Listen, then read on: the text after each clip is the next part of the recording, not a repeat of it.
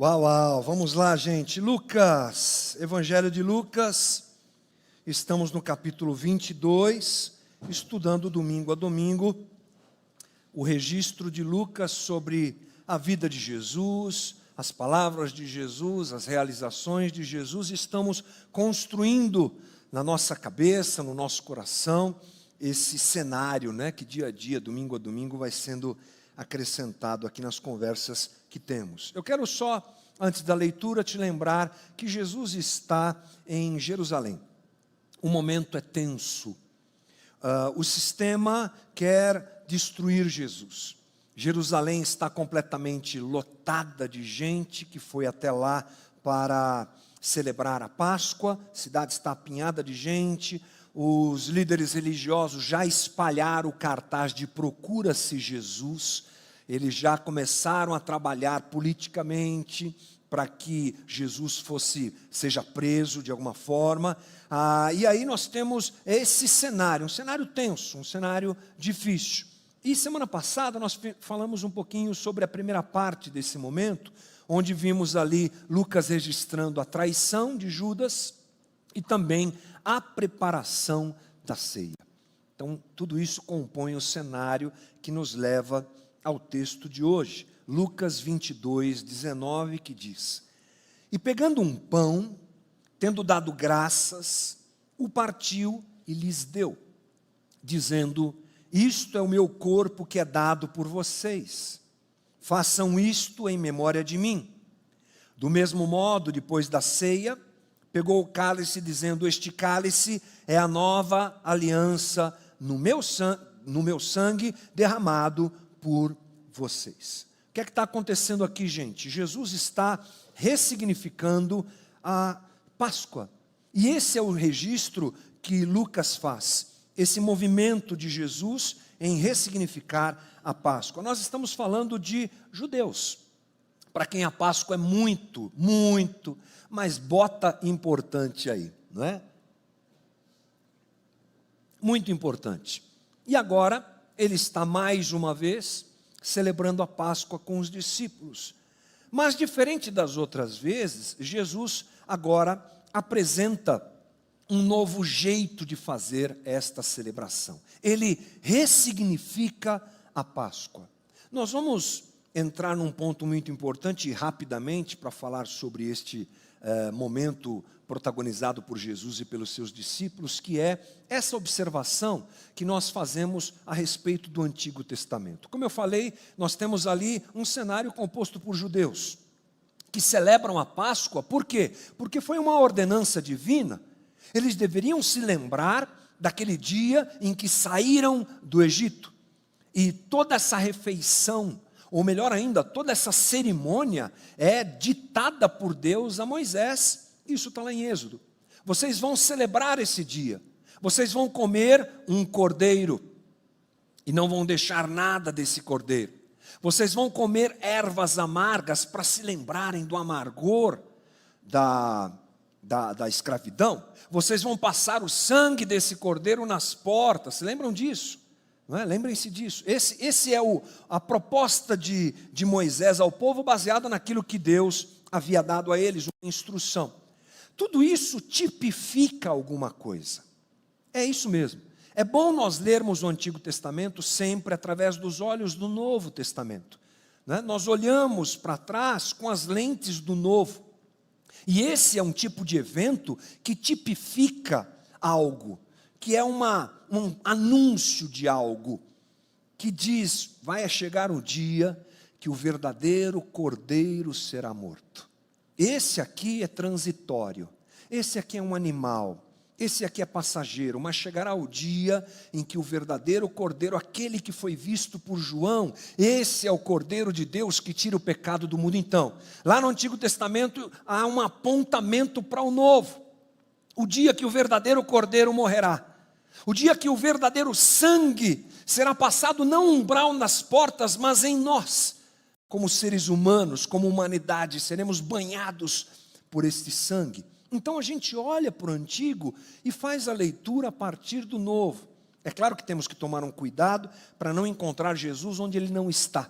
Muita gente faz isso, mas é uma leitura saudável e, dentro dos parâmetros da teologia, muito aceitável, muito importante. Lá estava sendo celebrado algo que ocorreria de forma plena agora. Quando? Agora, na mesa. Daqui a pouco Jesus vai morrer. Essa é a última semana dele. Então, ele se apresenta diante dos discípulos dizendo: então, vocês se lembram daquele cordeiro? Eu sou o cordeiro. Vocês se lembram do pão? Está aqui o pão que está na nossa mesa aqui então. Eu sou o pão da vida. Vocês se lembram do sangue, não é? Do cordeiro que foi morto e de tudo isso então. Eu sou o cordeiro.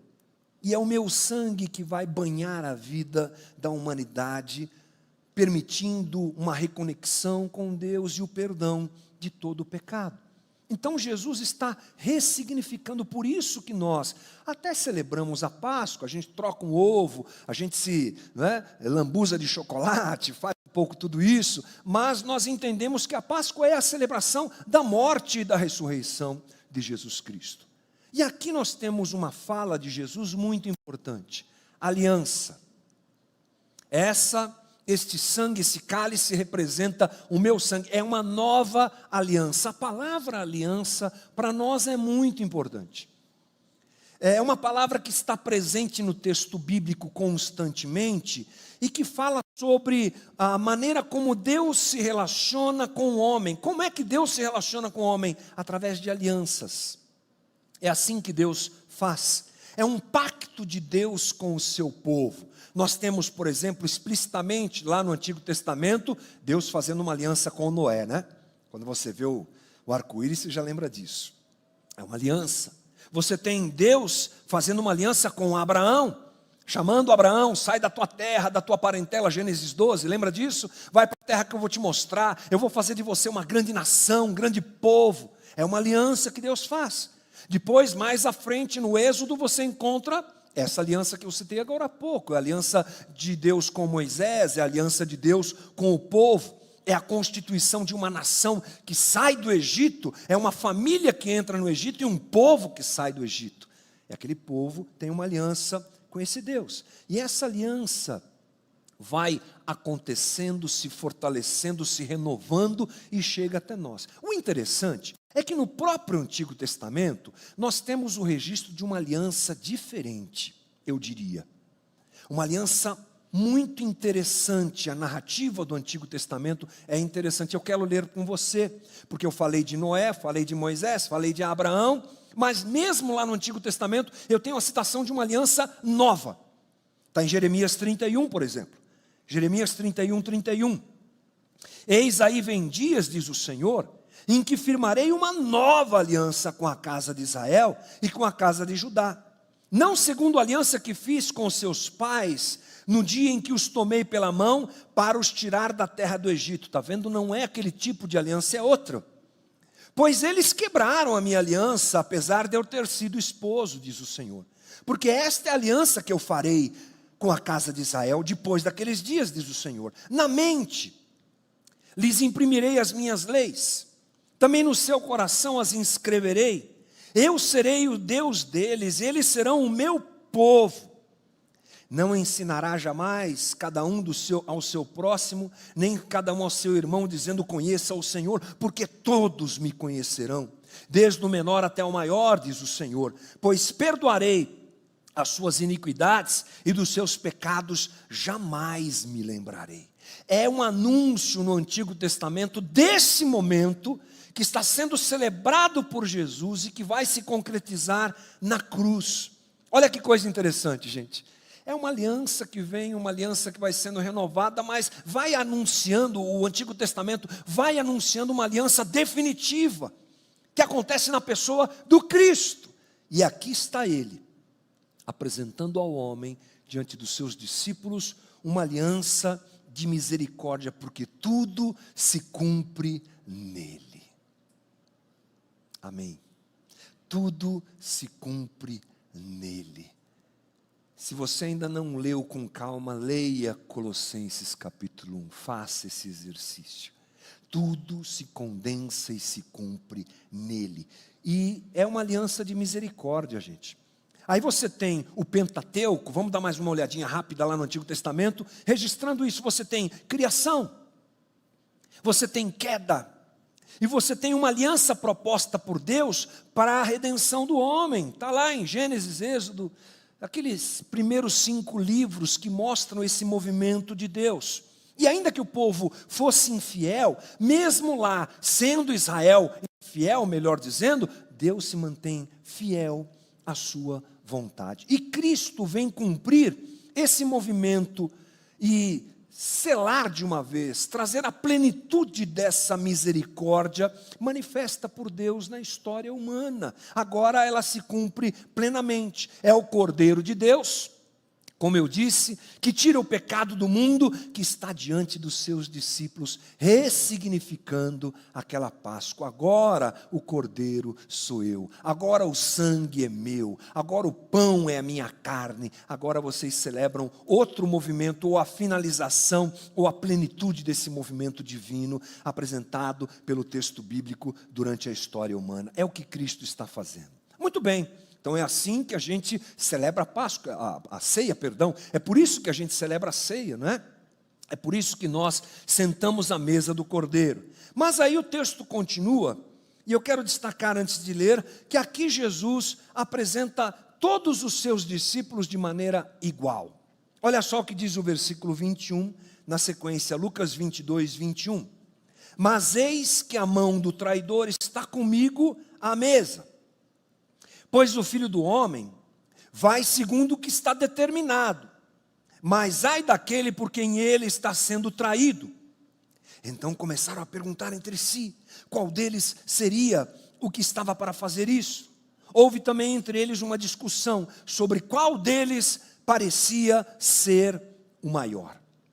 Então é interessante, nós temos olhado sempre à luz de Lucas, não é? Da narrativa de Lucas, é claro, estamos estudando esse texto.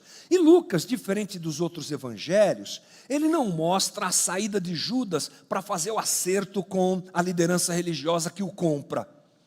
Lucas já é objetivo e parece que ele opta por uma narrativa em que Judas e os discípulos de Jesus estão com o mesmo coração. Judas, o traidor, aquele que vai negar, que vai trair Jesus, que vai entregar Jesus à morte, e os outros discípulos, nos parece que Lucas coloca todo mundo no mesmo caldo. Por quê? Porque os discípulos começam a perguntar quem vai ser o maior. É um traidor e um bando de interesseiros. Está todo mundo assim, diante de Jesus, enquanto Jesus apresenta a ceia, gente. Olha que coisa impressionante. É o pecado, não é? Escancarado no texto bíblico, para a gente perceber que ninguém realmente presta. Tudo é pela graça e misericórdia de Jesus. Homens incríveis, homens que doaram a sua vida pelo Evangelho de Jesus Cristo, mas agora diante da mesa, está um querendo trair e pensando nas moedas que vai ganhar, enquanto os outros estão interessados em que lugar vão ocupar dentro desse reino que está vindo, justamente porque não entenderam nada.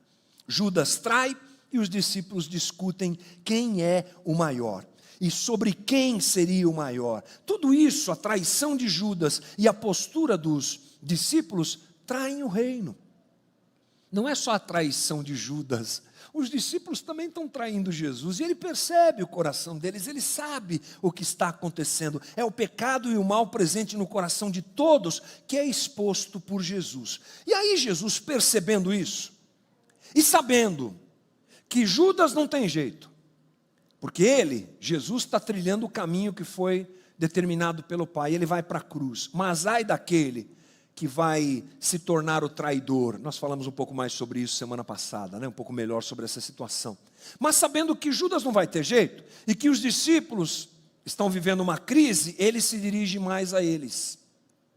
Ele avisa Judas e agora ele se dirige a eles, explicando quem é o maior no reino de Deus. Então olha que coisa interessante, vou construir junto com você o cenário aqui, a narrativa, a sequência da narrativa.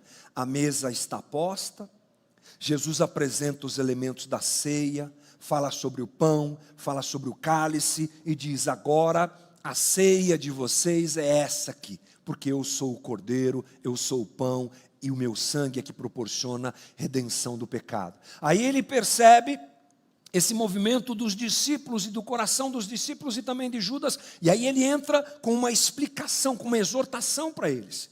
Está no versículo 25. Mas Jesus lhes disse: os reis dos povos dominam sobre eles, e os que exercem autoridade são chamados de benfeitores, mas vocês não são assim. Em algumas traduções você vai encontrar, não serão assim. Tanto faz. Pelo contrário, o maior entre vocês seja como o menor, e aquele que dirige seja como o que serve. Guarde essa palavra. Pois qual é o maior? Aquele que está à mesa ou aquele que serve? Não é verdade que aquele que está à mesa, Jesus está provocando os discípulos, né? Aqui é uma pergunta retórica, né? Ele está provocando os discípulos. Pois no meio de vocês, eu sou como quem serve. Então Jesus, diante de tudo que ele fala e do coração que responde de forma equivocada, não é? Um coração de traidor, um coração de interesseiro, ele espera aí gente, espera aí que eu vou explicar para vocês. Vocês estão interessados em quem é o maior? Sabe quem é o maior no meu reino? Quem serve. É o servente. Ele faz uma pergunta e diz assim, vocês acham que quem é o maior é o que senta na mesa? Não, quem é o maior é o que serve. Essa é a tônica da palavra de Jesus. E ele aponta para si, dizendo, eu mesmo estou aqui servindo vocês esse tempo todo. Eu mesmo desci do céu, ele não fala isso, mas é como se dissesse.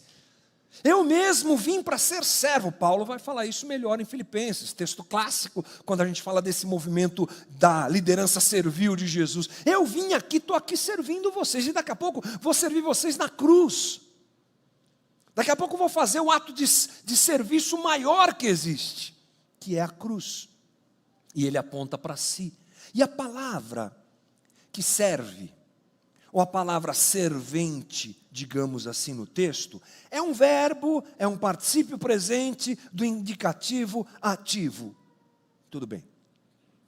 É só para a gente saber que o verbo apresentado por Lucas dessa maneira, ele apresenta uma condição que é a seguinte: servir, quando o sujeito está atrelado a esse verbo, não é uma ação, é uma essência daquele sujeito. Jesus não está falando de um momento de serviço, ele está falando de ser servo. Jesus não está falando de um momento de serviço que é conveniente, ou que é interesseiro, ou que é feito em algum momento específico. Não, ele está falando, no meu reino, sabe quem é grande mesmo? É aquele que tem uma essência de servo, como eu tenho. Porque eu estou aqui servindo vocês. Não tem a ver com fazer algo, mas tem a ver com ser alguém. Ser alguém que serve. Essa é a grandeza do reino de Deus, meus discípulos. No meu reino, meus discípulos, o grande, o bacanão, o poderoso, o cara que todo mundo observa, não é o grandão igual ao reino dos homens. Não é o mesmo valor do sistema humano. Não é isso aí. Não é aquele que senta na mesa cheio de pompa, cheio de vontade, que manda, que tem poder. No meu reino, os grandes são os que servem. Não é superioridade, não é comando, não é governo, é serviço. O reino de Deus é o lugar onde o rei serve. Isso é sensacional. É para quebrar a perna de todos nós. É um taco de beisebol no joelho assim, ó. Pá! Deixa de ser trouxa. Tá! Fica disputando poder. Pá! Fica achando que você vai ser o bambambam. Isso é coisa passageira, humana, coisa de gente que não é transformada pelo Evangelho. No meu reino, a gente serve. E eu que sou rei, estou aqui servindo todos vocês. Esses discípulos Jesus sabe que eles eram homens fiéis. E ele sabe que eles estão passando por um momento de tentação. Essa fala eu acho bem interessante. Olha só o que diz o 28. Vocês são os que têm permanecido comigo nas minhas tentações. Beleza, ombro a ombro, hein? Vocês estão comigo, gosto de vocês. E eu confio em vocês. E eu confio a vocês um reino, assim como meu Pai confiou a mim, para que comam e bebam na minha mesa, no meu reino, e vocês se assentarão em tronos para julgar as 12 tribos de Israel. Vamos picotar um pouquinho aqui. Primeiro, vocês são os que têm permanecido comigo. Vocês não têm me observado? Vocês se lembram como eu fui tentado? É o que está embutido nessa conversa. Vocês se lembram como eu fui tentado? Vocês se lembram quantas vezes o poder me assediou? Quantas vezes eu fui cooptado e tentado para me aliançar com o reino dos homens? Então, eu resisti, eu permaneci e vocês estavam comigo. Agora, eu estou de olho aqui em vocês, ó. E eu percebo que no coração de vocês existe uma possibilidade de vocês se perderem. Porque vocês vão ser tentados também. Porque vocês vão ser provocados também. E isso que está brotando aí no coração de vocês, essa conversinha tola aí, ela é perigosa. Vocês estão querendo encontrar um lugar no reino dos homens. Não, isso é bobagem, isso é perigoso. Assim como eu fui resistente, eu confio em vocês. E eu vou entregar o meu reino a vocês. E espero que vocês sejam resistentes e firmes na possibilidade de se deixarem levar pelo apego ao poder. Joguem isso fora, resistam. Assim como o Pai entregou o reino a mim, eu estou hoje aqui entregando o reino a vocês. Eu estou entregando o reino, não caiam nessa armadilha de poder. Então a gente entende que Jesus confia o seu reino aos seus discípulos. E essa colocação feita por Jesus, eu confio a vocês um reino, tem dois aspectos na língua grega que podem nos ajudar alguma coisa. Primeiro, essa palavra confio é uma palavra que designa não só uma entrega, mas algo como se fosse um testamento. Porque Jesus daqui a pouco vai morrer, eu vou deixar isso para vocês. Eu vou confiar isso a vocês. Na sua morte, portanto, entre outras coisas, Jesus deixa um reino. Mas eu não posso perder a leitura do que vem antes. Que tipo de reino é esse? É o reino do serviço. Jesus não deixou para os seus discípulos o reino do poder e o reino da força. Jesus deixou aos seus discípulos o reino do serviço, do acolhimento, da entrega, da partilha, da divisão. É isso que ele deixa para os seus discípulos. O reino de Deus é nosso, vamos conquistar tudo. Que Bíblia que você está lendo? Que papo furado é esse?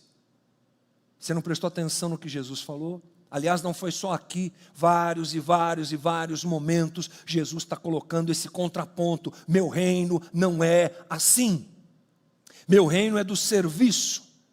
Meu reino não é da glória humana. Meu reino é da humilhação, da humildade, da entrega, do acolhimento do outro, do abraço ao outro.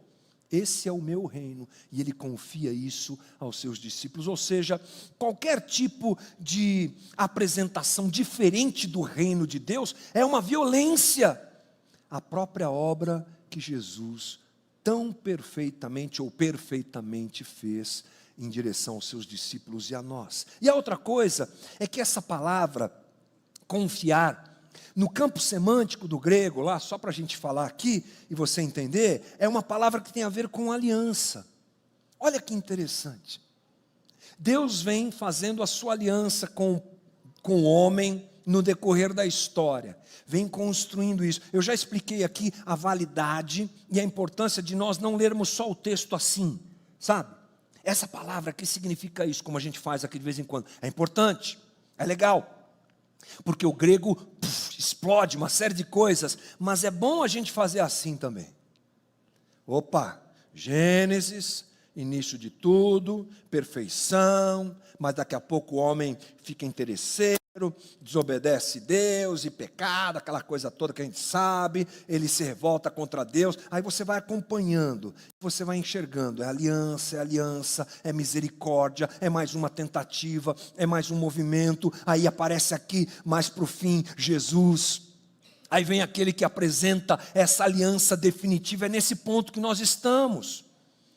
Jesus então está fazendo a aliança perfeita, confiando o reino aos seus discípulos, fazendo uma aliança, confirmando aquilo que a gente já vinha dizendo aqui. Então, esses discípulos exercerão a autoridade para julgar. No finalzinho está escrito aí sobre isso, né? Vocês vão julgar as 12 tribos de Israel. É uma interpretação bastante, eu diria, complexa em alguns aspectos. Alguns estudiosos dizem uma coisa, outros dizem outra, mas de um modo geral, nós podemos entender que esses, que são o fundamento da igreja, mais para frente é o que eles se tornarão, serão homens que irão desempenhar um papel interessante quando o reino de Jesus for completo e chegar até nós. Quando o céu se mudar para cá e tudo for reconstruído e reconstituído, esses homens terão esse papel.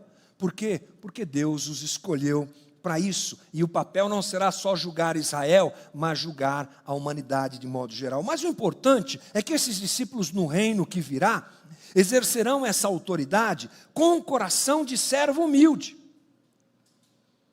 É isso que Jesus quer, mais uma vez, destacar. Quando tudo se transformar, esses que nós já conhecemos hoje, porque 2000 anos já se passaram de história, e que foram aprovados por abraçarem o reino como deveria ser, irão exercer essa autoridade servil, não é? Essa autoridade de julgar segundo os parâmetros do reino de Deus. Bom, eu vou fazer um resumo aqui para a gente encerrar nossa conversa.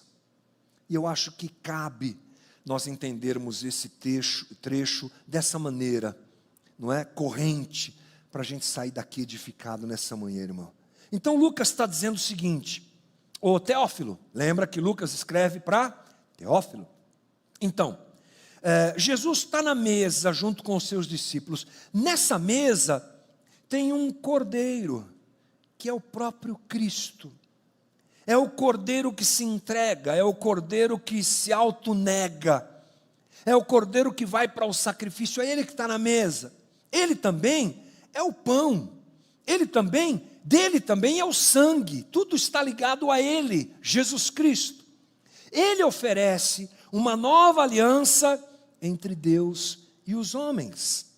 Na mesa tem um traidor e tem também os outros discípulos, um que está pronto para trair e discípulos que estão prontos para ocupar um espaço nesse reino que vem e de preferência um espaço cheio de autoridade e poder humano, como eles imaginam.